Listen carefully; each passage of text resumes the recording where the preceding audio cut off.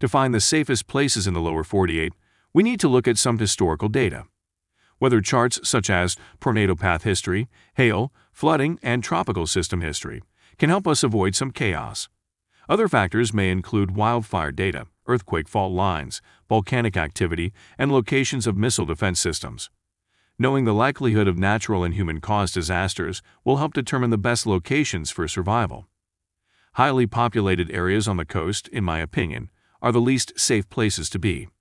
Cities on the coast are in harm's way from natural disasters, such as hurricanes, earthquakes, volcanoes, and tsunamis. In addition to natural disasters, major populations are hard to get out of in times of crisis. In the event of an attack, major cities are going to be targeted first, either directly like a bomb or bioterrorism, or indirectly by cutting off food and water supplies or destroying the escape routes. In this map of tornado path history, it is clear that most activity is east of the Rocky Mountains.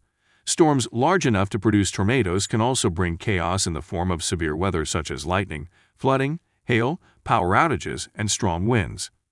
This illustration shows hurricane and typhoon paths. The east coast of the U.S. and the Gulf Coast are bullseyes for these powerful storms. But the east coast of China and nearby countries suffer more intense systems, according to historical data. The volcanic activity is shown in red around the Pacific Ocean, as well as a few other hot spots around the world. The biggest threat to the lower 48 is Yellowstone. If this supervolcano were to erupt, the fallout would be catastrophic. The safest place to be would be west and southwest. Hawaii is a volcanic island in the middle of the ocean. It is surrounded by a ring of earthquake and volcanic activity. A beautiful vacation destination, but not a safe location. Unlike the weather, human-caused disasters worry me the most. Just the thought that my family's safety is at the mercy of another human pisses me off. Unfortunately, this is reality, and we must prepare for all threats. I started taking prepping seriously around 10 years ago. I found a book called Strategic Relocation, authored by Joel M. Skousen and Andrew Skousen. In this book, I discovered a very well-thought-out way to plan for chaos. Many of the illustrations used in this blog post are from the book. I will leave an affiliate link at the bottom of this page if you want a copy for yourself. There are many targets an enemy would consider valuable when planning an attack, such as highly populated cities, roads, bridges, supply lines, and nuclear weapon caches, just to name a few. In the illustration below, taken from the book, nuclear weapon targets are strategically located in the lower 48. After endless hours of research, each state has been given a rating. 5 stars being the safest and 0 being the worst.